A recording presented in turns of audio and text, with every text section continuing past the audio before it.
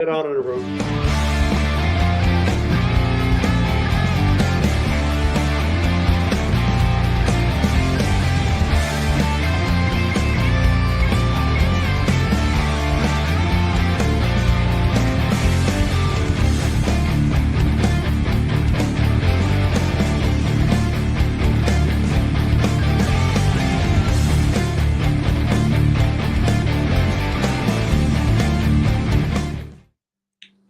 Welcome, everyone, to another, we're going to call it Olympics, Cats and Rats NHL After Dark. I'm your host, Kirby Lupel, joined alongside one of my co-hosts, Nick J. Levine, and producer and co-host here for today, Big C's Cesar Lucero. Make sure to subscribe. Big C's is back.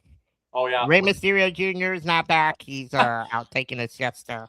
Yeah, if you guys didn't see the post-game recap show last night, make sure to check it out. It was a doozy. And a really good views, guys. Over 300 views, I think, on that episode. So even a little bit better than for our NHL After Dark episodes. But we're here today. I'm going to welcome our guests just in a second here. We're going to go over kind of what we've seen all week long here in the Olympics, catch you all up, because some of you have seen a couple of games. Some of you have seen a lot of the tournament. So we're going to get that all covered with a lot of topics with our guest here coming up. But I know you guys want to get into a little bit here today's game with USA. But before we do that, Cesar, we have a guest. Yeah, our special guest, none other than our very own Jim Behringer.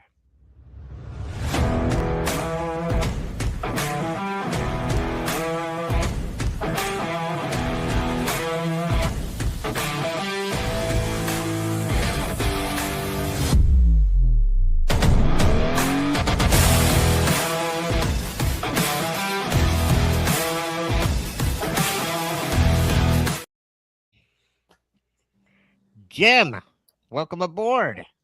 What is going on, fellas? Good to be here. Saturday night, we're rocking and rolling. Olympic hockey is here. Back from Florida, little siesta time after the Stadium Series, and we're back here. And it was a pleasure to join Big C's on his show before the Olympics. Had such a blast. Thank you. That was a fun night. Glad to be back with the crew, rolling on the Saturday edition. Man, we got lots to cover here, Jim. Before we get to our main story and topics, which we're going to get really deep into here with you, there was a game earlier today, and I was covering the other games. So Cesar and Nick are going to take over here. But USA with the victory over Denmark. I'm assuming, Jim, you caught the game as well. I did catch the game. Very sloppy game by Team USA. Not going to lie. Especially the first two periods. Oh, absolutely. But laziness, sloppiness in their own end. I don't know who needs Paul Maurice more. Finland, Sweden, and or Team USA. After Finland's game today, I would have to say I think they're okay. Yeah, I think they're okay, but I'm just saying, I don't know. I think Team USA might need Paul Maurice now. Either does Team USA need him more, or does Sweden team need? I mean, I think Sweden I'll get into that a little bit. We can get into that in a little bit, but look, very sloppy game by Team USA. Found a way to beat a Denmark team that they probably should have killed 11-0. Not gonna lie, this should have been a run-up score type World Junior game where you just put like 10 goals up because you know what's at stake. But hey, sometimes you got to go through a little adversity. Still, you don't want to be doing that because you have Germany on Sunday, and the Germans are going to be a little mad after that loss to Latvia. Yep. Yeah. That's going to be – I can't believe they lost to Latvia. Seelofs, man. That guy is – everybody forgets he was the goaltender of record at the 2023 World Championships. One tournament MVP, was best goaltender. And he was in net against Team USA in the bronze medal game and beat them. So, I mean, we know what he can do in big game situations. A lot of big games on Sunday slate. I would not categorize France and Canada as one of them. I think that's just going to be a blowout. I think so. Yeah. Well, Canada wants to get the number 1 seed for that, Jim. So I don't think. Yeah, I mean, definitely. I don't think they got to worry about that. They don't have to worry about that. Canada's got that. You still got to do business. No, I think they'll do business. They'll be 0.9 for a lot of guys, and they'll handle their business against France. The Switzerland-Czechia game is going to be interesting seeding wise. Heading, where you finish, you could, some quarterfinal matchups, and obviously a couple of big games, Latvia, Denmark, and Like I said, Team USA and Germany. But I think, overall, I thought Team USA didn't play a great game. They found a way to beat an inferior opponent by playing a very, I don't want to say nonchalant game, but there was a lot of it. But it was a lethargic. And JT Miller, again, what's with the Roger Dorn Olay BS? Come on. Like, either block the shot or get out of the way. Yep. Caesar? No, I agree. And how about today's game? Hold on. Do you guys know what movie reference that was from Jim there? Caesar should know. Wait. Say that again? They didn't.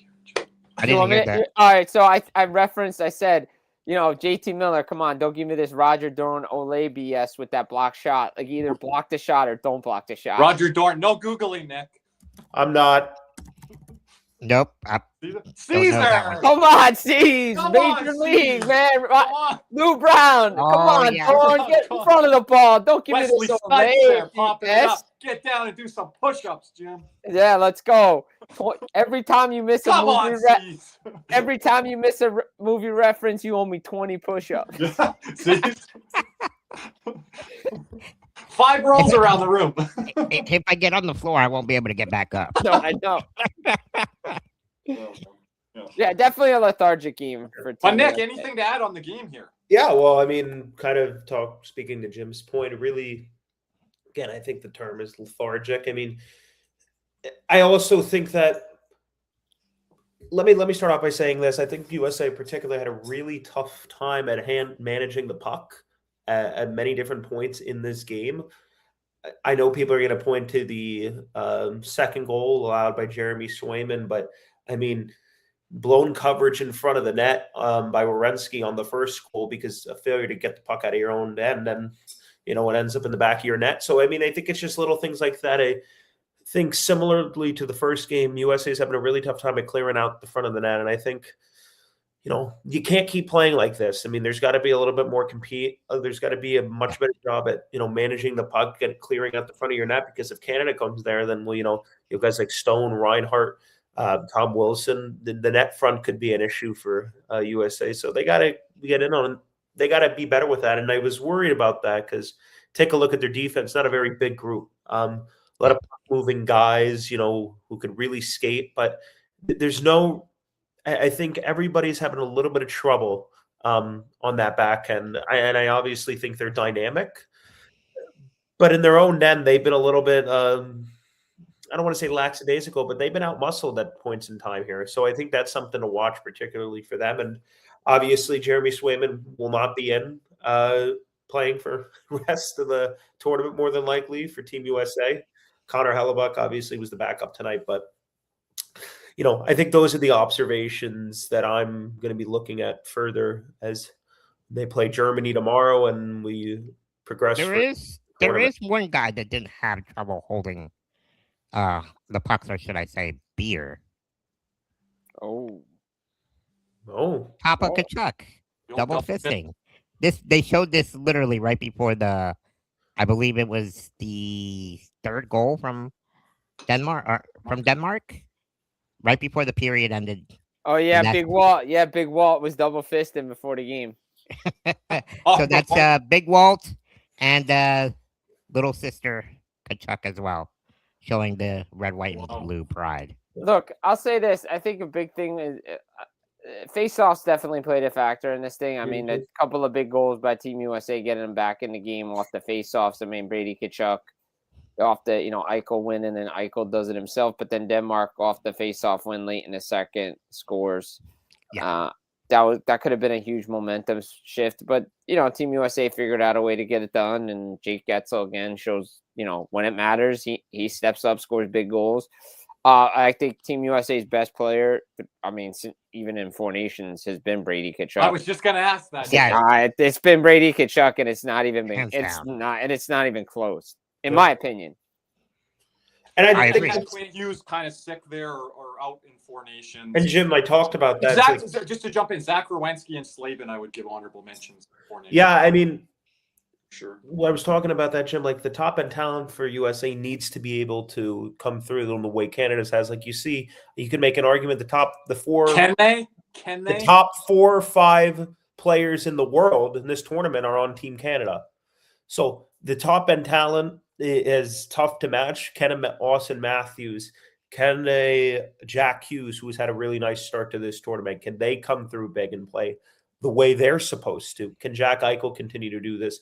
Then you're going to need a guy like Kyle Connor and Tage Thompson. There's some high-end talent here that hasn't really been tapped into on the international stage, not just in Four Nations, but so far here. And, I know Austin Matthews, I think he had, a point tonight? Yeah. Okay. He should have had he should have had another goal today. Yeah, he should have. What a great feed, right? But here's the thing. It's like you need Austin Matthews to be one of, if not the best player on the ice every shift. Well, you see it at Canada. I mean, you watched the game the other day. I mean, first 2 games for Canada, McDavid's all over the ice. Crosby's all over the ice. Yep. McKinnon's all over the ice. McCarr's all over the ice. Oh, by the way, Marner's playing his game, right? I mean, you can't point. I mean, maybe a couple plays here and there for a couple guys on their bottom lines, but other than that, Canada's boys, their team, every player, every time they step on the ice, has played well. Jim, Nick brought this up yesterday, and I just came up with this on the air right off the top. I wasn't thinking about this before Nick said about the 5 best players. I'm like, are we getting into dream team territory when you say the 5 best players on the basketball court are all wearing red, white, and blue? Is that the case with Canada? Yeah, it's been the case with Canada. No, but 5 players, like that is tough to do in hockey. I mean, you include Celebrini. The way Celebrini is playing this year, and I don't want to use recency bias, but in a year or two, it's not even going to be recency bias. It's going to be fact. Macklin Celebrini is right there with like a Nathan McKinnon, Sidney Crosby. And then you have Cale Makar on the back end. And I know people are going to say Draisaitl. I was like, well, that's Germany and whatever. But Germany. I mean, you need an Austin Matthews and a Jack Hughes to play like they're the number 1 overall picks. Like Canada has McDavid and McKinnon. Canada has McDavid and McKinnon. Well, USA, their first overall picks, their superstars supposed to be Austin Matthews and Jack Hughes. Now, whether you scoff at that, laugh at that, well, regardless of whatever you want to say, that's what needs to be the case. And they just haven't. They haven't. And Jim, you cover New Jersey. You know a lot about the Jack Hughes situation there. I think that there needs to be – he needs to be better. Same thing with Austin Matthews, and they had a really good start to the tournament, and that's great. But it's one thing to be good against Denmark. It's another thing to be good against Latvia. Then when you're playing Canada, and last year they didn't show up. No. Hold on. You we're going to get to them later, but they might have a certain matchup in the quarterfinal too, Jim. Well, that's what I mean, we know who they're going to probably face in the quarterfinal, barring some miracle. Right? Sweden will play Team USA in. I'm so used to that. That was going to be the semifinals, Jim. That's wild. I mean, well, Sweden did it to themselves, and we'll get into that. But look, I agree with Nick. I think that USA's top guys have to be their top guys, and they can't be carried by 4 or 5 guys. You look at Canada. You see the way Canada's playing. Their 5 best. When you want to put EA hero line out, you put Celebrini, McDavid, McKinnon, Makar, and Harley, and you could put that out there, and they're going to be fine, right? Mm-hmm. Like that's their EA hero line.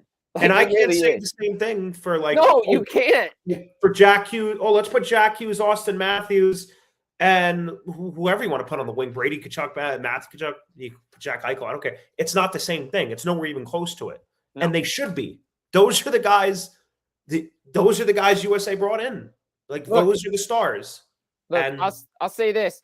Like Celebrini's been doing this since college, right? When he went to BU, like this is what he's done. And again, here's the experience argument. I'm tired of the experience. Oh, I need the experience. Yeah, Macklin Celebrini's done this at the World Championships. He's done this any place he's played. I want to hear about playoff experience. When these guys play at the World Juniors, they get international experience. McDavid was the best player for Team Canada when they won World Junior Gold. And clearly he's basically saying, this is my Olympics. Like, I've waited for this. You're going to see the best. And he's learned, right? Like, I put the tweet out the other day. I should have sent it over to the group to put on the screen. But the way he's throwing his body, that's 2 seasons and 2 finals of getting beat up by Florida. Like, when was the last time you saw Connor McDavid throw body hits like that? I haven't. No. Like I'm being honest. Not even in the Stanley Cup as much as he is now. So no. I mean, but that's a fair point. Like he understands now what it takes to win. I got to throw body checks. Like I got to throw big hits, and I like the fact that I like the fact that the refs are letting these guys play. It feels like NHL games out there. It's not ticky-tack penalties being called. And was kind of wondering your thoughts, Jim, on the puck management, particularly for USA and how they could navigate that. I mean, the net front. Oh, Michelle Levine in the house. Thank you very much, Michelle. Shout out to my mother. The Levine family. Shout out to you guys for joining us on the Canada stream. Thank you for popping by. Unbeknownst to me this morning. Record numbers there yesterday. Shout out, Mom. The puck management and the net front for Team USA, I think, shaping up to could be a really big problem. Was kind of wondering your thoughts further on that. Yeah, they gotta manage the puck a little bit better. You mentioned the point earlier about how they got to get the puck out better. They gotta some of the puck management. A lot of sloppy turnovers in the second period. Quinn Hughes, especially his brothers as well too. Turning over the puck. Werenski on the first goal, not very ideal. But look, again, trying to feel your way into the tournament, that's great. You got to get better. You got to play better. But it's Denmark. You should be a lot better. It should have been 10-0. Like this should have been. This was the game to put pressure on Canada to make sure Canada rolled on France. Like this was a game. This was a game where I said that basically what Finland did was like, all right, we know what we need to do.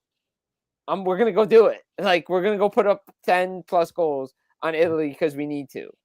Well, and Canada plays France tomorrow, so you knew that the goal differential battle was going to be. This was your opportunity to take advantage of it today. Yep. And you didn't. And you didn't do it. You didn't now do it's it. Canada's to lose. Now, if Canada somehow fucking lost to France, which would be the upset of the century, I mean, I don't see it coming. But it's not happening. Stranger things have happened in this tournament. But I agree. I think the puck management's got to be better. I think the big boys have to be better with their puck management, especially since everything pretty much like. We've seen this. This is where the World Juniors kind of model follows for Team USA. For those that don't follow or watch World Juniors that much, you look at it. A lot of USA's wins when they've won gold medals has been driven from their defense, like the play out from their back end, coming out. The offense is led by the defense. Well, this is kind of how they constructed this team too. The offense is led by the defense, and they got to be a lot better with their puck management. I just want this comment here quickly from our guy, Jamie. Character over talents with USA. Jamie, that was amateur tournament. You're going to need more than character here to get the job done this year. This is a generational talent tournament right now. Oh, yes. Especially for Canada. With the way Canada Character ain't getting it done. Like, more than that. Character is not going to. This isn't back like when the Soviets were really, really good back in the and everyone else. And then everybody else. And I don't have the confidence in the Austin Matthews and the Jack Hughes. Speaking when you're talking about matchups, you realistically need Austin Matthews to be in the Connor McDavid realm of performance, or even a McKinnon realm, which is what he was drafted originally to be, a top 5 player in the league. You need him to be in that realm. You need Jack Hughes to be in that realm. But I don't see that happening. And I don't feel confident in that. Dude, if that was going to happen, it would be both Hughes and Matthews would be tied with McDavid for points in the tournament. Well, correct. And they're not even close to it, Jim. That's the point. They're not even close to it. Yeah, I think Jack Hughes has 4 points, but it's not like Connor McDavid's 6 points where McDavid's 6 points were McDavid is McDavid. We got Jack Hughes playing in the bottom 6, Jim. At this point in his career, he shouldn't be down there. I mean, where are you going to put him in the top 6, though? Skill-based guy. And I think this is where a guy like Tage Thompson and Kyle Connor need to show up. If you're not going to have the Matthews, you're getting on. I think Tage Thompson's been good. I think he's been good, and I think he didn't have a great game today. I'm gonna be honest. He didn't really have a great game. I don't know, Big C's. What'd you think? Who? Thompson. I didn't think he had a great game today. No, I didn't think so either. It was. I noticed him in the first game more. Yeah, me too. I did today. Yeah, no, I didn't notice him that much. I thought Brady Tkachuk was incredible today. Yeah. He was the best player by far. What about you guys? Haven't talked about the defense. What about Quinn Hughes today? Zach Werenski. Quinn Hughes was phenomenal. I thought he's our best defenseman right now. I think that's how you're going to win this tournament. Is you need Hellebuck to stand on his head. Realistically, you need the goaltending position to be as big of an advantage as it's been pumped up to be. It can't be, our goalies are better. No, it needs to blow Canada's out of the water. And I think the blue line has the ability to do that. But when you have Cale Makar on Team Canada, it's going to take a lot. I think through the blue line, you're going to need some offense from the blue line. And I'll say this, and I'll say this about Canada too. Watching both of their games, I love their aggressive forecheck has been unbelievable, especially Nick Suzuki. I mean, Suzuki's just been unbelievable right now. What this is why they put him on. I think there's team. Another level to Suzuki. So do I. But I'm glad they put him back at the center position. He's not a winger. He's definitely not a winger. But Crosby's been unbelievable. Like their whole team has played really well together. Even their back. Doughty's played well. That's what I'm saying. Yeah, but Drew Doughty's not asked to be playing top 4 minutes. That's the thing. Well, he's playing with Harley right now. I said to Kirby last night, Jim, I think thus far it's a real conversation, but I think Thomas Harley's been the best defenseman for Canada. Even better than Cale Makar. I mean, I don't know. I mean, I can see the argument. To me, I said coming into the tournament, and I said it after Four Nations before the Olympics team was even announced. I said Canada's second best defenseman right now is Thomas Harley, and people are like, no, what are you talking about? He hasn't had a good year. And that's scary because Cale Makar hasn't even really gotten going yet. No, I know, but I was like, oh, well, did you guys not watch Four Nations? The dude literally came in day of game, couldn't practice, couldn't even be on the ice, and comes in and had a great game against Team USA the first time, and even had a better game in his gold medal game. And now he's like back to the Thomas Harley that deserved a contract extension. Yep. So, I mean, like everybody on Team Canada has bought into the system like right away. Yeah. The buy-in from Canada, and usually there's a little bit of easing yourself into a tournament. And that's what's so impressive about this is they look like they've been in the middle. They had the 2 hardest games to start the tournament and they passed it with flying colors. Cody, did you hear that? Cody doesn't think so. Why? Cody don't think Finland. This is Finland did. He thinks Finland, which we'll get to in a bit here. Slovakia is a good team, and so is Sweden. That's up there. But I thought Czechia and Switzerland were better teams than both of. At least Sweden's already at a major disadvantage, and we'll talk about what that disadvantage. No, but I'm saying what I was saying is Sweden. Yeah, Sweden and Finland. Sweden and Finland's a rivalry game that can go either way, and clearly we saw it go either way. The Slovakia game, I saw the Slovaks coming, but Finland, they just didn't play up to snuff. If they played like they played today against Slovakia in the first game, they probably would have blown them out. We can go there now because Jim. I just want to wrap up on the Canada USA stuff for now. John Cooper doing a lot better job right now. What we're seeing here in the Olympics than what I saw early on in Four Nations with this of the forward. But a lot like shorter tournament though too.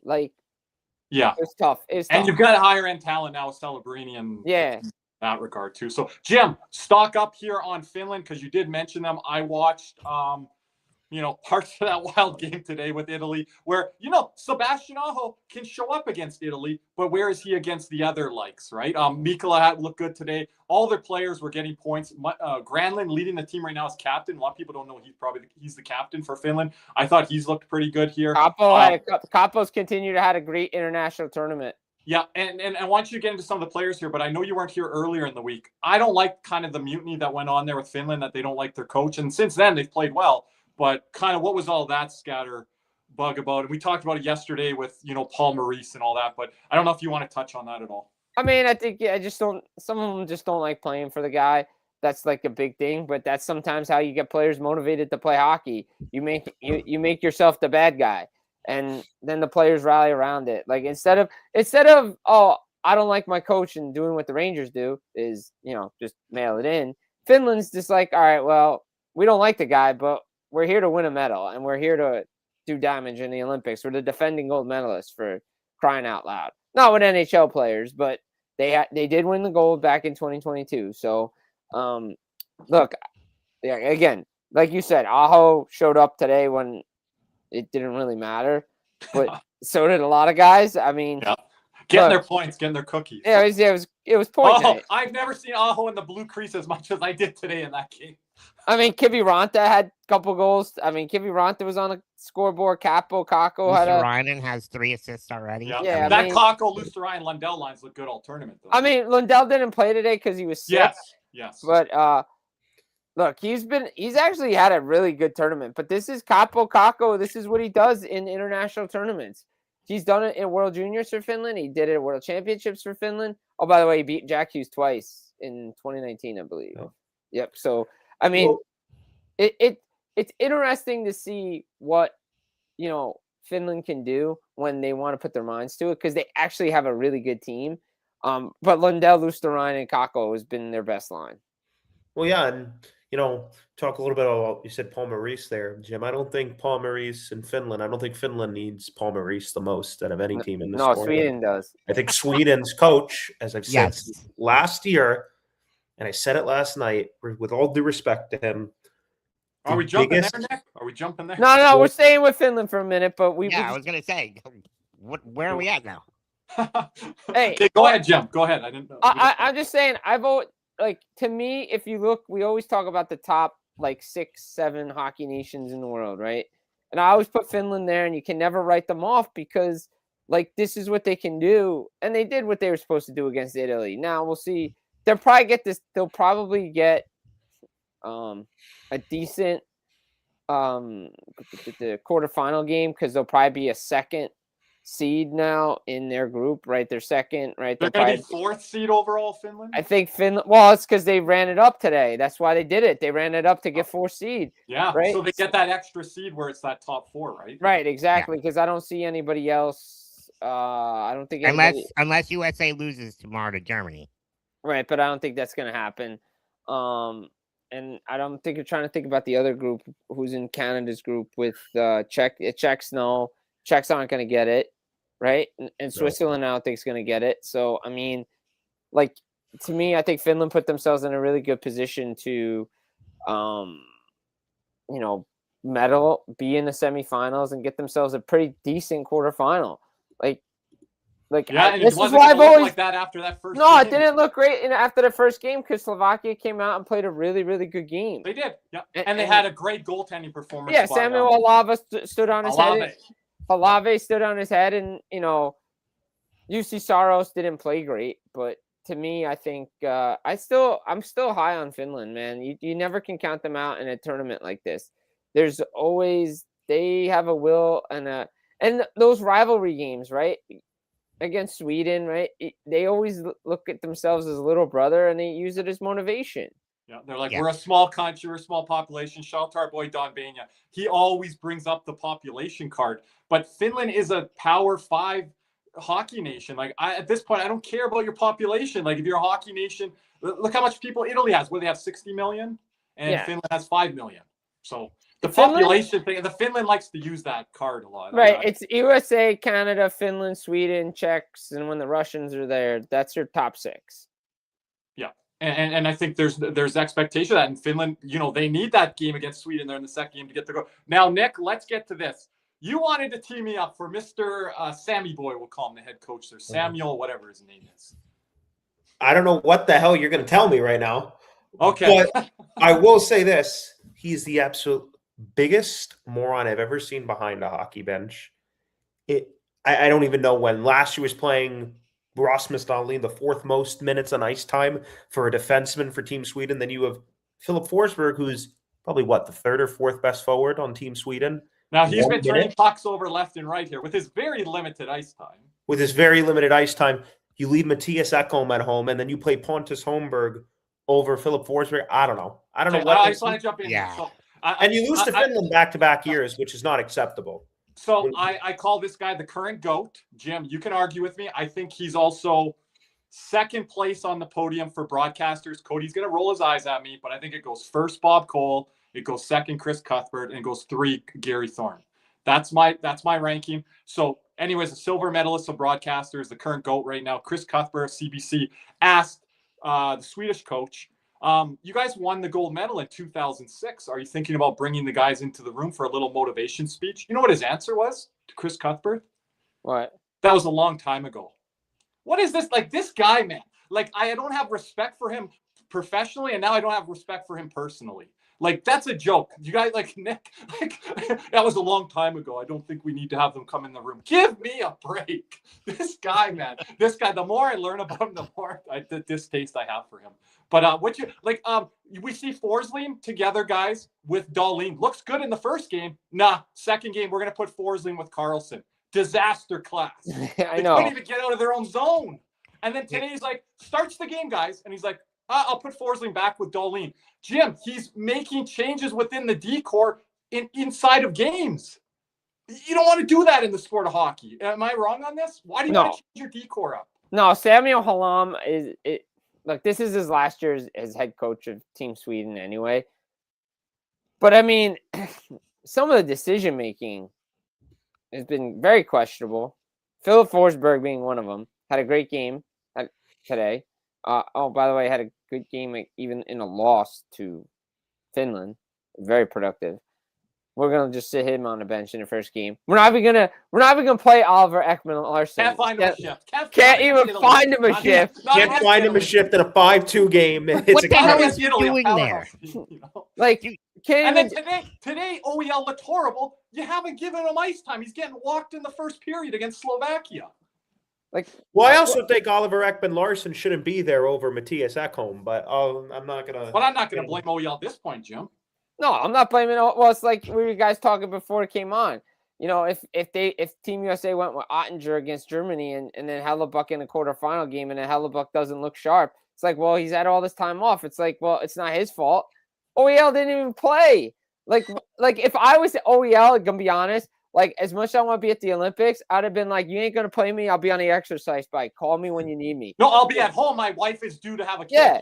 Exactly. Like, if you're not going to play me, I'm going home. Like, forget it. I don't care about Olympics if you're not going to play me. I'm there to play. And I think it's more embarrassing to sit on the bench and have 0 minutes, 0 shifts, and be up in the stands. I would rather be in a press box than be up dressed and not play a shift. Against Italy. Like, if it's against Finland and the game's going and it's a must-win, okay, I can understand it to a point if it's a medal round game. But against Italy, the first game of the tournament, and then Forsberg plays a minute and 10. Yeah, that was stupid. It was so dumb. Like, I didn't get it. Decision since last year, and I'll say this on Sweden, like, they got a lot of talent there, right? Now they're being allocated incorrectly.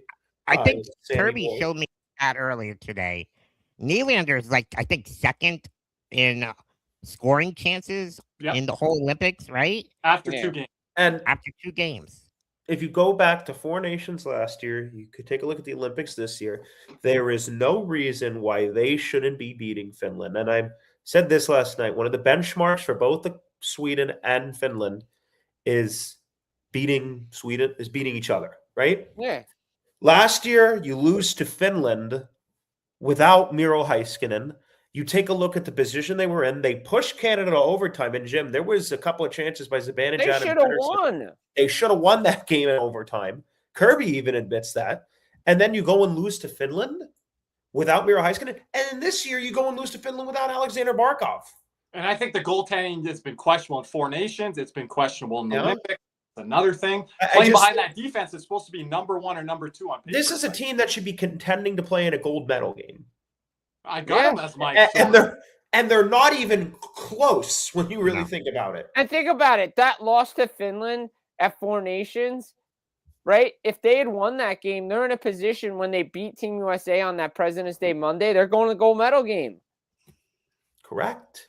What's going to happen at this Sweden-USA potential matchup? It could go 5-2 either way. Like, what Sweden team is going to show up? Look, if it's the Sweden team that showed up against Slovakia,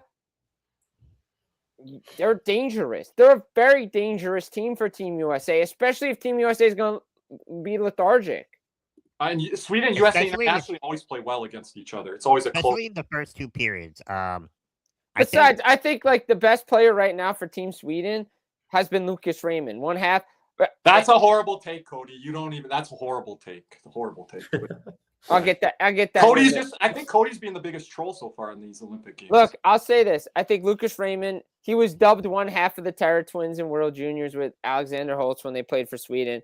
We gotta come up with a new nickname for him, but he's been playing really well for Team Sweden. And he's got an Elias Pettersson going. So that's saying something with those two guys paired together. They've been playing really well. Kempe's look good. They have talent. Again, Samuel Hallam, he benched Jesper Bratt again today. Again, Bratt's inconsistencies in you know, on the play. Brad hasn't been as good as before Nations. He was electric. Yeah, but he's not been great here. And I don't think one of Cody's guys, Lucas Raymond, he's been okay, but he hasn't been as good as he was in Four Nations. I think he's been as good as he was in Four Nations. 2 Americans on there, not surprised, Cody, but okay. Wait, No bias from Cody ever. Bob, Right. Look, I Bob, listened to Canada and US broadcasters growing up, Cody, and I listened when they were on air. Look, I'll give you this. I grew up watching Hockey Night in Canada. Doc Emmerich's a bit overrated. Don't take shots at Doc Emmerich. Do not take A shots. bit overrated. Don't take shots. Do not. Cody's do that. taking shots here. Cody doesn't want to call Bob Cole the GOAT all the time and doesn't want to put It's even. it's Cuthbert in Bob the Cole, top it's 3. Chris Cuthbert, and it's Mike Emmerich for me.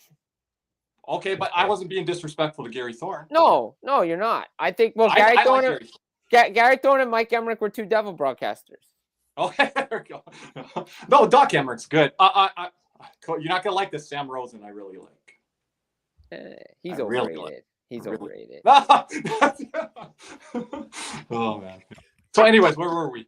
Wrapping Anyway, up on Sweden. Wrap up real quick before we have to pay Jack some bills, Michaels guys. is just for the Miracle on Ice. He's not. I think Sweden, like you said, Jim, they show up like they did against Slovakia. I mean, they're a dangerous team, and when you take a look at America's probably going to have to play them. Yep.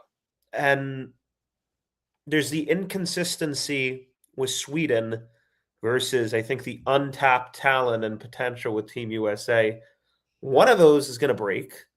This is hypothetically speaking, and barring a miracle. It's going to be really interesting to see. It's obviously not an ideal position for the United States, but it's not an ideal position for Sweden. They shouldn't be in this position. That No. loss to Finland is really bad. And then, there's too much talent there to have these performances on the international stage like there's been the last 2 years. But Nick, just quickly to jump in here as we wrap, guys, going to ad break here. I don't think if you're a USA fan at this point where the program is, it is a superpower program that you can say we got a bad break. We played Sweden. It didn't break our way. You got to beat Sweden. Yeah, You have to be in the gold medal game if you're Team USA. I don't want to. There's no excuse. especially with the way that I've seen like all these teams. If you lose, go ahead, Caesar. No, like USA and Canada are the most talented teams on the ice, and we've seen it in the first games. USA was pretty damn good game 1. Whatever happened today, they need to get whatever is up their asses and get back to work. Because if they go into these elimination rounds, you can have 1 or 2 off games, though. Caesar. Yeah, but if you go into the elimination rounds and you start fiddling around with Sweden, say goodbye to any medal. Well, they got to be at least in a gold medal game. Jim would And be I'll right then, Jim. If they're not, first of all, being in a gold medal game shouldn't just be enough alone. They need to be contending for gold. Yeah. And I just don't want to hear the path was hard. The path was easy to get there. You got a team in the quarterfinal. You got to get by them. But we see it every year. But we've seen it every year, even in World Championships and World Juniors. It doesn't matter. You run away with the group in a crossover quarterfinal. It doesn't matter. Right. It doesn't matter. If you run into a team with a goaltender and or a team that can play against you, you're losing. Yeah, no, you're right. I don't know. There's no easy teams. We're going to talk about a team after the break that we're going to get into a little bit here that has been surprising. Right. But I feel like it's silver medal or gold for Team USA. Nothing less than that. Gold, silver, or bust. I don't agree with this because we were talking a little bit, and then we'll wrap up here, about the future of Team Canada. This comments about the future of potential Team USA. We talked about Team Canada last night. You have Landon Dupont, you have Matthew Schaefer, you have Connor Bedard, probably have Gavin McKenna. You have Macklin Celebrini, who's tearing it up at 19 years old. Those are 5 guys right there. You have Keaton Verhoff. I mean, there are a ton, not just of good players.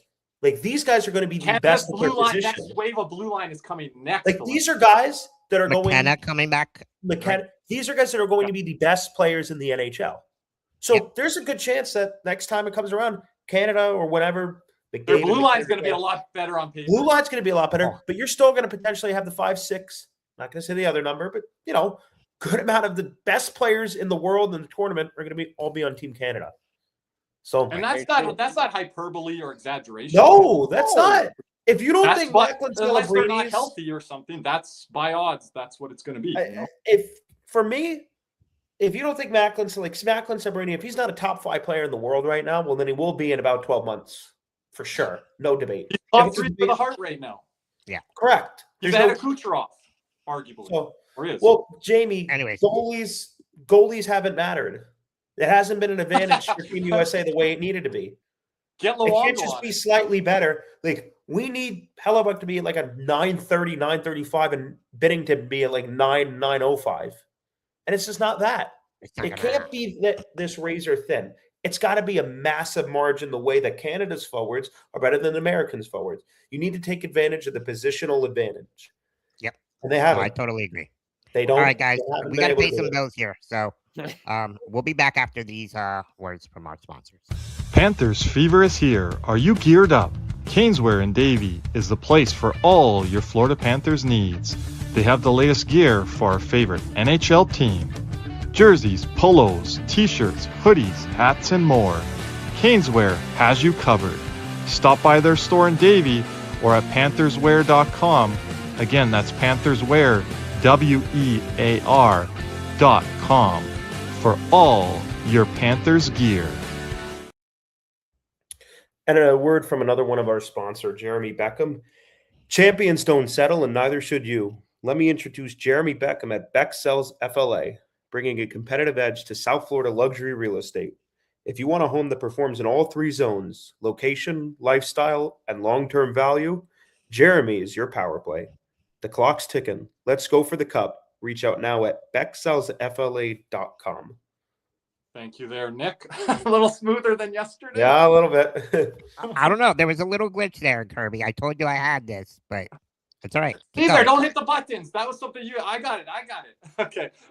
Everyone, I just want to say before I get started here with some housekeeping items, appreciate everyone that is always here with us, but all of our new subscribers that we found over this past week here, record-breaking numbers. I think our stream right now for the Canada-Switzerland stream is about up to 28 or 29K. All of our streams this week have broken records, so we appreciate it. We are going to be back for the USA-Germany stream Sunday afternoon, whenever you may be listening to this. 3:10 Eastern time is puck drop. The guys should be live around 3. So make sure to subscribe, turn your notifications on, like these videos, comment on them. Give Jim some questions there also in the After Dark chat as well. You can purchase a Super Chat donation at any time. We appreciate all those Super Chat donations coming in throughout the week. You can buy a membership, gold, silver, or bronze. You can upgrade your membership because we've got a lot of great contests ahead here. Brad Marchand autographed, signed Stanley Cup photo. We've got some autographed pucks, other Stanley Cup merchandise. So become a member today. We appreciate that. And access to many other great perks. Gentlemen? We do have one other topic with Jim here that we can throw to here. Jim, it's got to be the surprise of the tournament. Slovakia, and I've watched the majority of their games. Man, I've been impressed. Slavkovsky here. Even the former Panther, Ocular, getting into it there. He was grabbing Mika's hair from behind. I think the refs gave him a warning for that. You can't grab a guy's hair. Like, they're getting into it after scrums. They're scoring on power plays. Like, they're exciting this Olympic crowd right now, Jim, and very impressive from start to end. And they're the winners of Group B here. Yeah, that was a huge goal at the end of that game by Dvorsky from Slavkovsky. A big top draft pick kid, right? Yeah. So, but you're seeing why Slav went number 1 overall in 2022. A lot of people were very, when Montreal made that pick, they're like, how can you do that? How can you take him? Well, if you didn't watch those Olympics, you missed out because that's when he took off, and now he's doing it again in these Olympics. Look, I've been impressed with the Slovakia team. Their goaltending has been outstanding. Their D has been played. But this team's been coming along for a long time, right? Like, this is the team that everybody saw coming at World Juniors, at the World Championships. Like, this team, they won bronze in 2022 at the Olympics. So this is the team that everybody expected. So I'm not surprised to see them finish group, atop the standings. But again, it was because of the late goal by Dabalor Dvorsky. They're going to get, I believe, the 3rd seed. Is it what it's looking like? Yeah. Yeah. So Canada, U.S. will finish ahead. Slovakia will be in that 3rd seed. And like we talked about earlier, that 4th seed, Finland. Slavkovsky right now, can we make a case guys not just best on best, but when we go back to the NHL, he's cleared guys like Elias Pettersson and Sebastian Aho. I'm ready for that discussion. Real quick before you guys get into that discussion, Yep. I gotta go. I have to go pay or get some work in. So pay the bills. Caesar, everyone will see you tomorrow for the live stream, Germany, US. Yes, make sure you guys tune in either on the Cats and Rats podcast or the Big C show. We'll be Make streaming sure on to both subscribe channels. to Big C's too, by the way. He's Down almost below there, everyone. We're putting it down below there throughout our live stream, so make sure to check that out. And can't wait. And should be a good matchup, guys.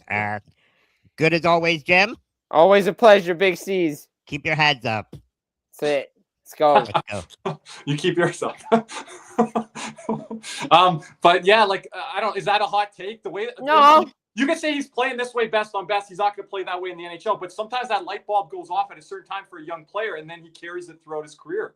Well, it's interesting. I kind of sparked a debate, and I think a lot of people have with Slafkovsky, because I say he needs to be more Olympic Slafkovsky for Montreal. I mean, everybody's like, oh, well, you haven't seen his last 35 games. Yeah, he's got 35 points in 35 games.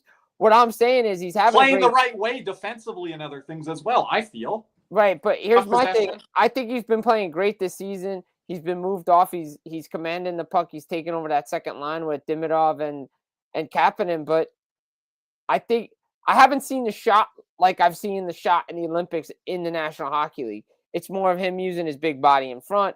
Like, take, for instance, the first game against Finland. The turnover, right? He's on the wall, picks off the play, reads the play, makes a move, goes to the net hard, and scores. Holds it as a superstar. Right. Exactly. And then the superstar Selly that people can. Right. But then on the power play, the goal, waiting, shot, bar down. Like, I haven't seen that in Montreal.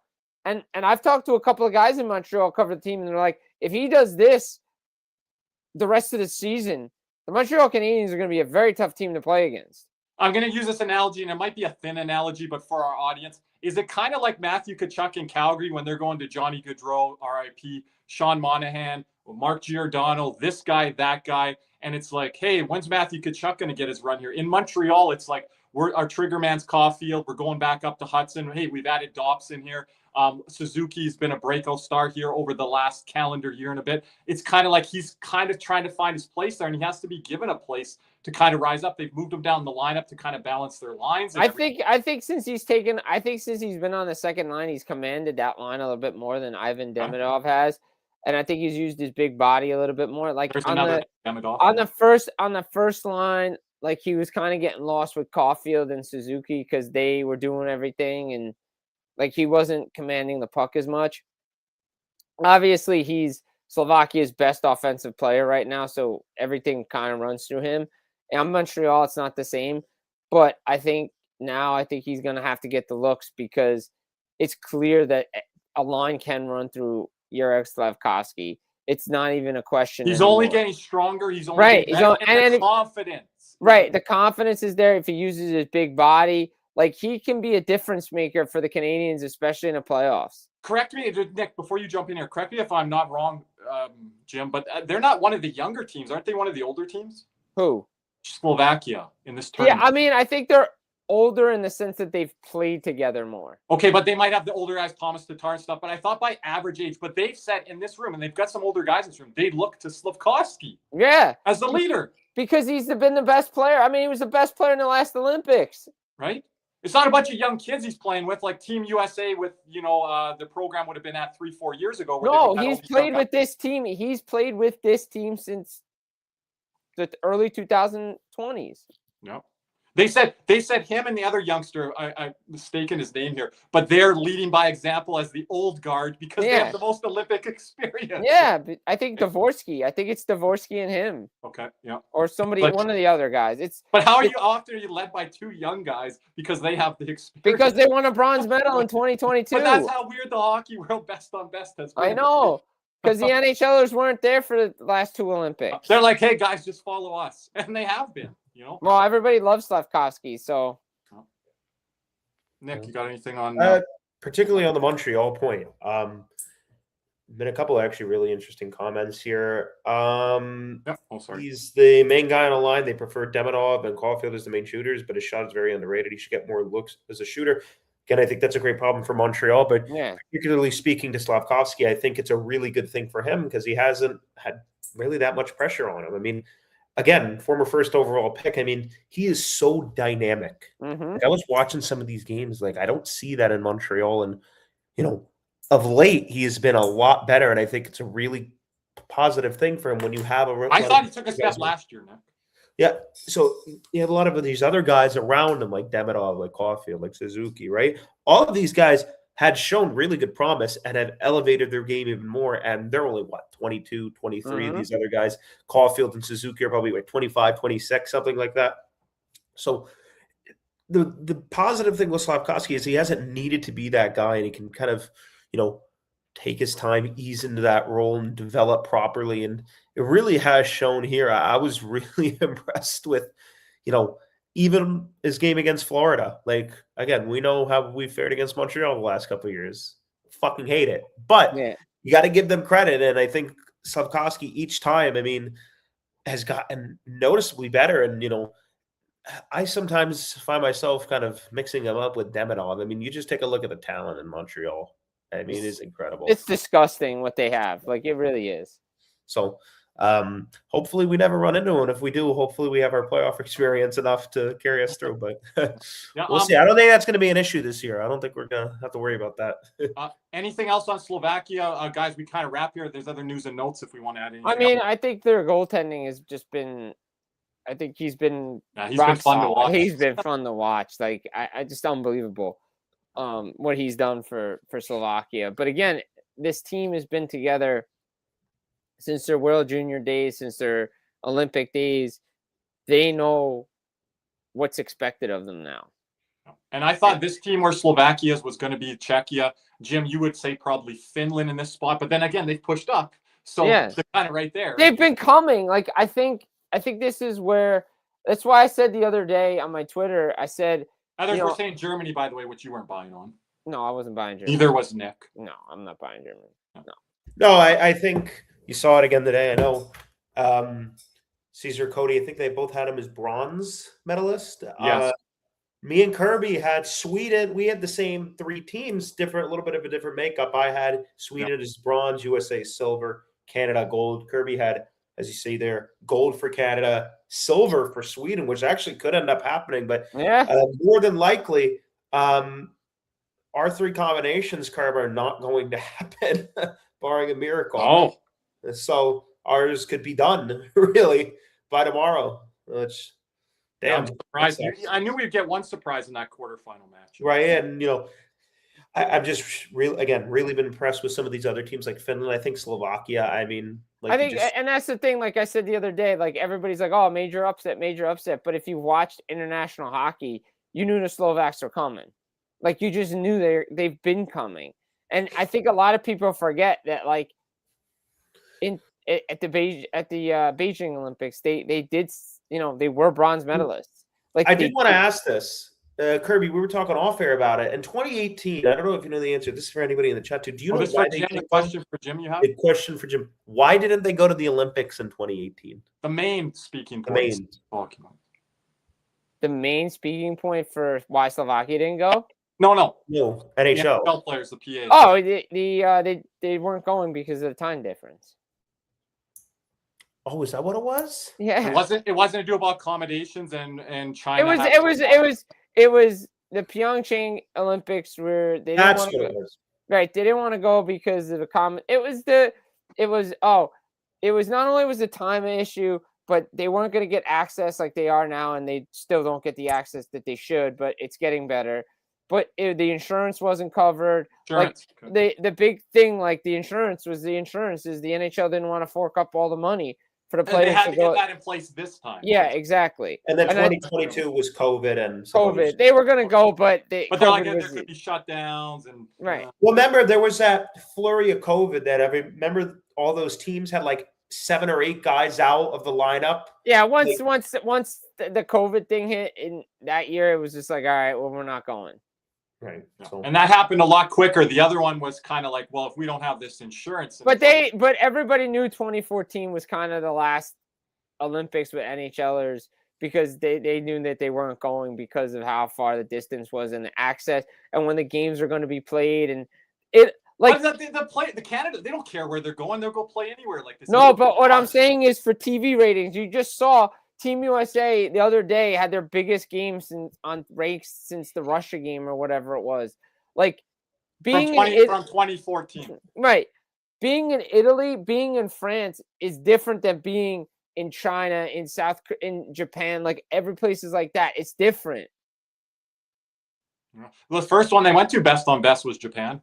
Right, but that was the first one. But you see the better ratings were in 2002 and like 2010. But the players in Union, they don't care about that. The league does, but they're like, we're going. We're like McDavid he's like, we're going. Like Gary Bettman's like, nah, the ratings might be point whatever off. Like, but that's not going to be. It's more insurance. It's more insurance. It's more access. It's more like lockdown and you got to be here. Stuff like that. It's the other particulars of the negotiation, which the NHL and the IIHF and the IOC are going to work on for next time. And there's going to be some changes next time. Where is it next? Won't there France. be? France. That shouldn't be a problem. No, it shouldn't be a problem. But I know the NHL wants more access. I think they want to get more access for everybody. Like not just, but because we see it, everybody's videos are getting taken down. Like the IOC, you got to ask permission to get. It's like, come on, let them put them on NHL.com. Let it put it on YouTube. Like put it all. Yeah, you can't even share like goals and highlights and stuff. Like these sites and IOC Olympics pages, they're restricting you. Yeah. So I think that's one of the big things that they want to get done. They want to get better accommodations. Like all this, that's just a silly nonsense. Well, there's kind of our answer that we flushed. Jim, who did you have winning the tournament? What were your gold, silver, bronze predictions? I had gold, I believe. I had Canada winning gold. Yep. I believe Sweden. Sweden and Finland. Yeah, the third. So you didn't even have USA. No, I never losing in the bronze. I had them losing in the bronze medal game, but I said they weren't medaling because. They just don't. I don't believe they have the willpower. No, I don't think they have the dog mentality. No, I think they have this gold medal or bust mentality, which is a good mentality to have.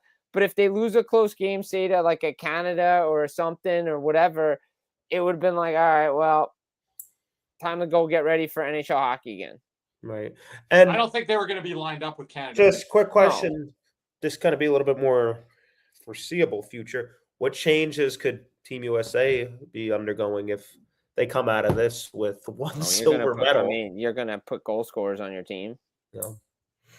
Robertson, Caulfield, Hudson. You want to talk about the next wave of Team USA players? Hudson, Caulfield. So, you're not saying a heavier, dynamic defenseman or two? You're doubling, tripling down with more. No, I mean, I'm saying whoever the next wave is, you're putting Lane Hudson there, but you could have your heavier defenseman there too. Okay. Because I think if you lose, that's something that you might look at and be like, okay, we had Slavin, but we didn't have anybody else.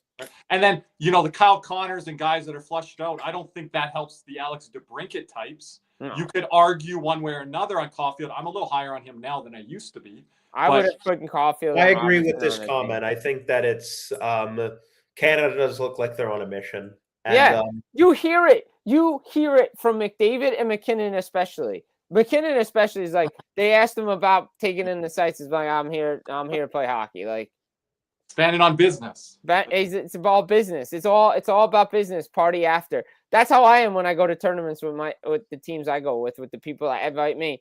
That go, I say, guys, I'm here. You don't invite me to come to a tournament. That's how I'm as a coach. I tell these guys, I say, you want me to be on your tournament team? Great. We don't party between games. I don't party between games. I don't go out. I go out and play. Love it, Jim. That's how I was. I go out and play, and I go out to win. We party after it's over. You're like, how do you play so good? Because I'm not shit-faced. That's right. Exactly. Right. Final question here for Jim. Know that we're in the Olympics, but there are a lot of obviously implications when we do get back to NHL hockey. How many of these guys do you think are playing banged up and are going to get shut down after the Olympics? Couple. You think a couple on Team Canada? Yeah. Yeah. Familiar names in Team Canada? Yeah. Okay. I heard 63. I heard 63 might be shut down for a little bit after. But I'm hearing. Remember, I sent you that text a couple of weeks ago. Yeah. I'm like, well, looks like it was right. Well, I feel real quick. I feel bad for Kevin Fiala, man. Like Yeah. that guy. I mean, like just tough injury to see. They say lower body? I don't know if it's a leg. I don't know if it's a hip. I don't know what it was. They haven't really said. The fact that he underwent surgery on Saturday morning stinks. Yeah. Now the LA Kings are probably going to have to do something else they didn't want to do. I mean, obviously they're going to go after a center, obviously, but do they take a run at like a guy like Line A? Do they take a run at a goal scorer, like just to help him out for the rest of the year? Because they're in a like, don't forget the Kings are on the outside looking in right now. It's not like they're in the playoffs. Yeah. And this was an injury that, like, again, injuries happen. We know that. But this is like, remember Tavares got hurt for the Islanders, Right. 2014. That derailed their season. Like the Kings still have aspirations of getting into the playoffs. Well, and here's do you think they would have made the Panarin move coming if they had not made it prior to the Olympic break? Would they have pursued Panarin coming out of the break, knowing That would have been the first trade out of the break. Okay. So it's actually good. It's a great thing they got. Like they would have. Like I'm be honest. Like, well, teams are talking right now. You're allowed to talk. You're allowed to do whatever. Yeah. You're allowed to do your business. You can't submit the trade, right? I believe if they didn't make the Panarin trade, that's getting announced the day the freeze is lifted. And then just a couple other things. The old Guy Lafleur there from AB. You don't mind me asking any update on Barkey? I know there's been some testing done over this Olympic break. It hasn't really made the airwaves, but I know He's been some, I know he's skating. It wasn't going to make the airwaves because we know they go on break, Nick. I know he's well, the problem is they do make the airwaves if you're in Montreal because there's guys on the ice in Brassard. They'll be talking about on the radio and everything. Oh, yeah. No, I mean, look, I think Barkov's skating. I think it all depends on what happens this first few games out of the break for the Florida Panthers on whether or not he comes back. Well, if 63 is done, then that top 10 pick protection comes a whole lot more interesting. Right. I mean, if they're within striking distance, I wouldn't be shocked to see Alexander Barkov back before the end of the regular season. I just want to add on the Fiala thing. That's what I thought too. We were live streaming. Shout out to my boy Ben Saunders.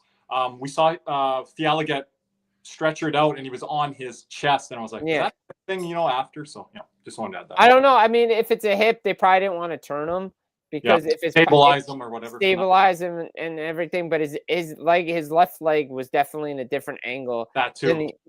So it could have been femur, could have been something. I don't know. I just hope all the best for Kevin Fiala because he did break his femur. He broke his right femur in 2017 with the Nashville Predators. So, but he shut down for the rest of the year.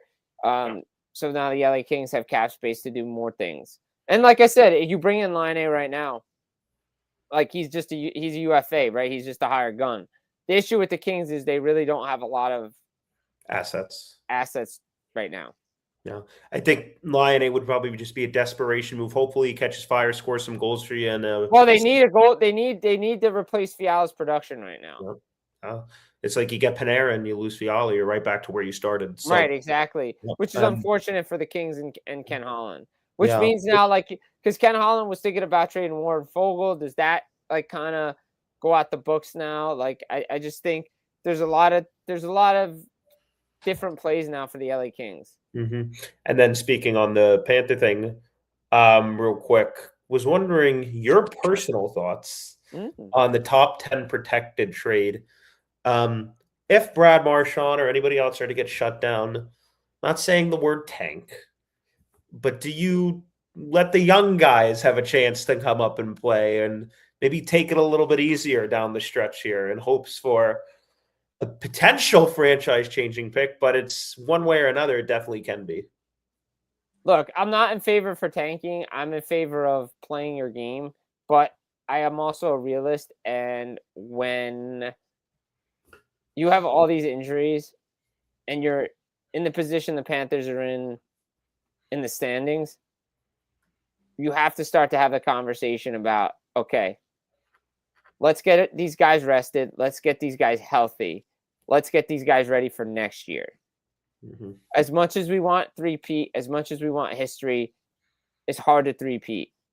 We're up against, The writing is almost on the wall when you Right, and if Mikola's hurt after the block shot, well, I think he played today, but Yeah, like, he did. He looked pretty good today. yeah, so he's fine. But I'm saying you get another crippling injury, like at some point, it's just like, all right, it's just not going our way. It's just especially not if our your year. leading point getter for the year will not be there out of the gate potentially.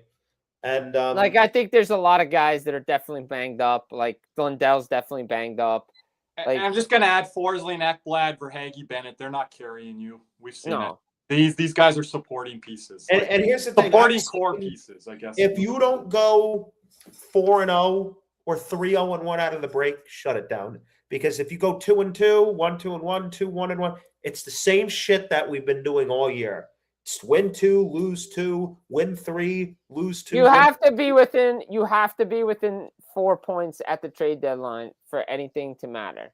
Yeah, and I just don't know if that's possible. And honestly, I don't feel personally, I know it doesn't matter what I think, I don't personally feel comfortable rushing Barkov back in a season like this, where it's not like we're just waiting on Barkov.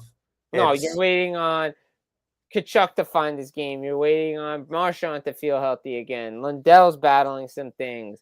Kulikov's still out. Jones is hurt. I mean, it's the litany of injuries. Bennett's hurt, and Reinhardt's hurt. Reinhardt's banged up. Marchand's banged up. Like, these are guys that carry you to the Stanley Cup. Yeah, and you do got to figure out the goalie position and evaluate that. Like, I'll say this. I said this the other day. I think I said it on Big C Show. Maybe I said it here. Would it shock anyone if Bill Zito decided to bet for the future at the goaltending position? No, I heard the name you said. Caesar told us. Paul said, yeah. Would I be shocked if he went after him? No. Now, somebody, like, again, who do they go after? Could they move?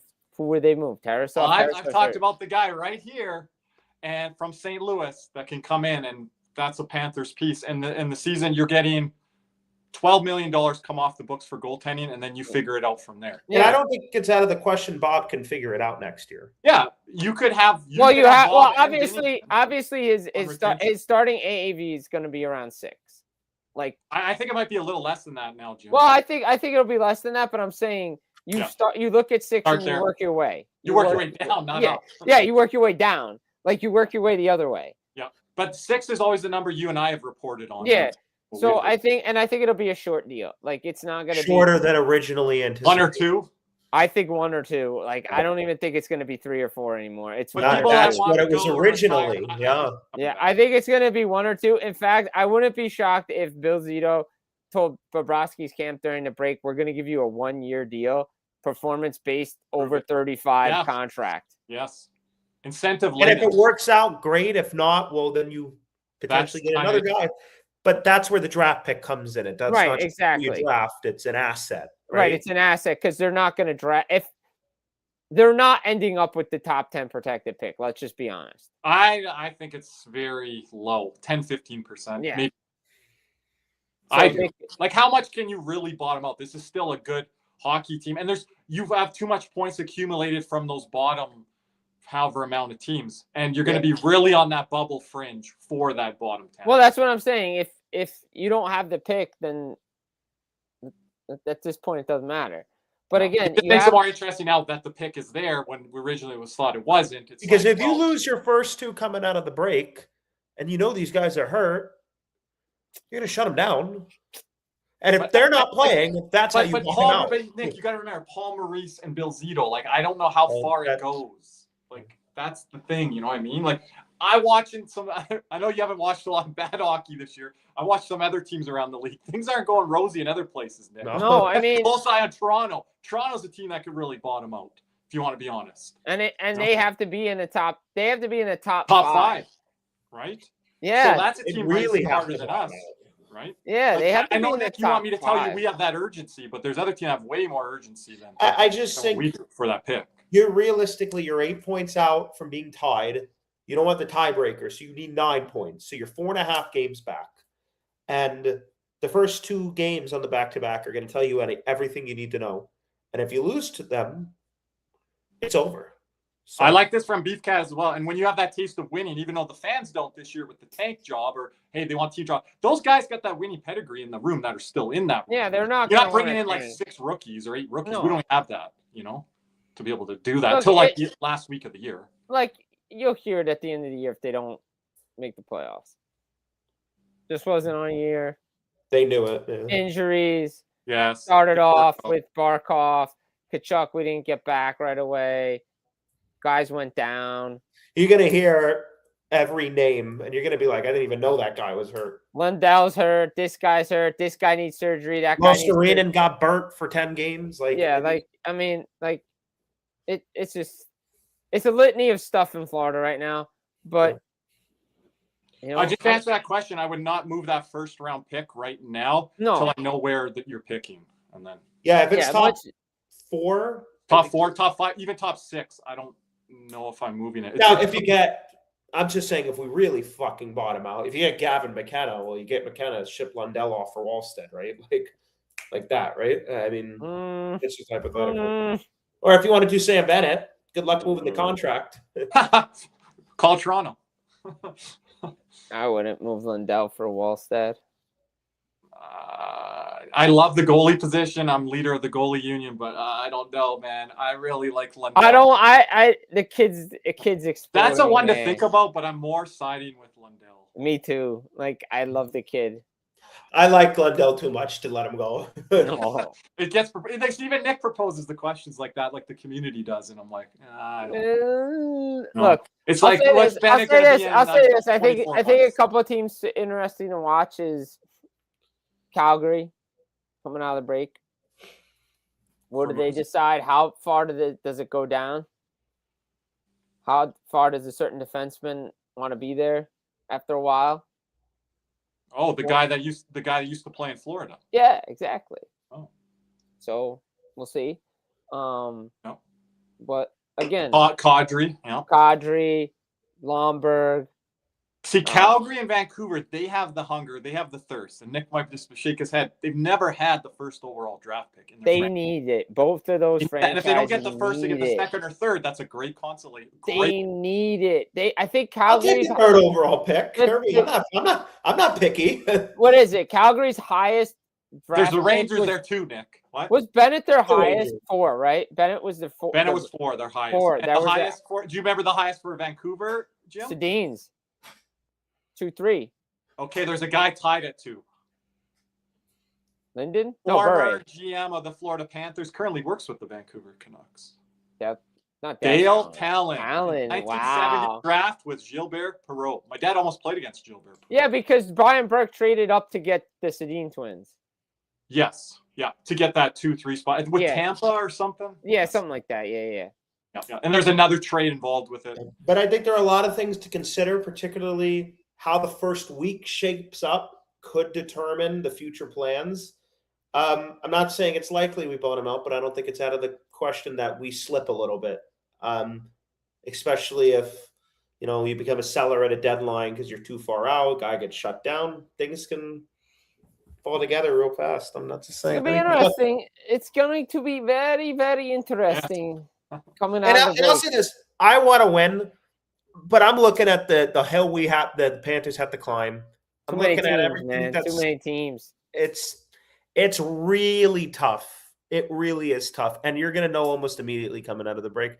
But it should be fun to see. Obviously, this has been a great Olympic tournament. Oh, it's been awesome right now. And it's going to be there's going to be a lot of fun coming out of the break. So you got to drop. I mean, they'll pass Philly, Toronto's there, Ottawa, Washington, Columbus. Boston and Buffalo are in your division. Detroit is there. Like, there's a lot of tough teams. Gentlemen, I think we're going to wrap here. Jim, what do you got on the go here, I guess, this week and then moving forward, if you even know your schedule? Right now, I'm just locked into Olympics. I'm locked into the Olympics. Probably watch Team USA tomorrow again. Yep. Jump on the stream. Say hi to the guys on the stream. Bye, Jim. I will be watching probably Canada play a little bit to see how many more points Connor McDavid can put up. That is, that's early tomorrow. Yeah, I think so. Yeah. We're not prediction, Jim. What? What's your prediction for Germany USA? USA will win by at least 5. Okay. Unless Grubauer stands on his head, but Guys will have fun on the stream tomorrow then. USA will win, but they'll end up with the 2nd seed, but they won't get first because Canada's going to put 9 up on France. I'm hoping for 7 or 8. I think 7 7 locks it up, but yeah. 7 locks it up. Okay. Well, no, I mean that's just me. It could be less than that. Yeah, it could be less than that depending on the Germany USA. Like we'll know We'll who go has like the 7-1, 7-2 Canada. like if Canada puts 9 or 10 up on France and doesn't give up anything, we know the USA Germany games they have to just put enough goals up to beat Slovakia and Finland to get that number 2. Yeah. Which it's very likely for. Yeah, it's very likely that they will. Yep. That means it sets up a Canada USA potential gold matchup because it's 1-2, right? Right, but I don't know if Team USA is getting there. I know what you said there. We've got all Jim's stuff down here in the show notes. Make sure to follow his Substack and all of that. Jim, I appreciate your time. Nick/Jim, you guys can sign us off here tonight because it was a USA game day and a USA victory. I'll let the guests take over. Go ahead, Jim. Guys, this has been Cats and Rats podcast, Pucks After Dark, NHL After Dark, Olympics After Dark edition with the fellas here, Nick Levine, Kirby Lupo, Big C's, and myself, Jim Berenger, the guest here on the Cats and Rats. And our boy Cody Stevens that was away here. Yep. Yeah, Cody's here too in spirit. What I got coming up this week, just writing away on the Olympics, and maybe we'll drop some things in here and there, and hopefully be back with these fine gentlemen. Yeah. Thanks so As much. we always say, let's go Team USA.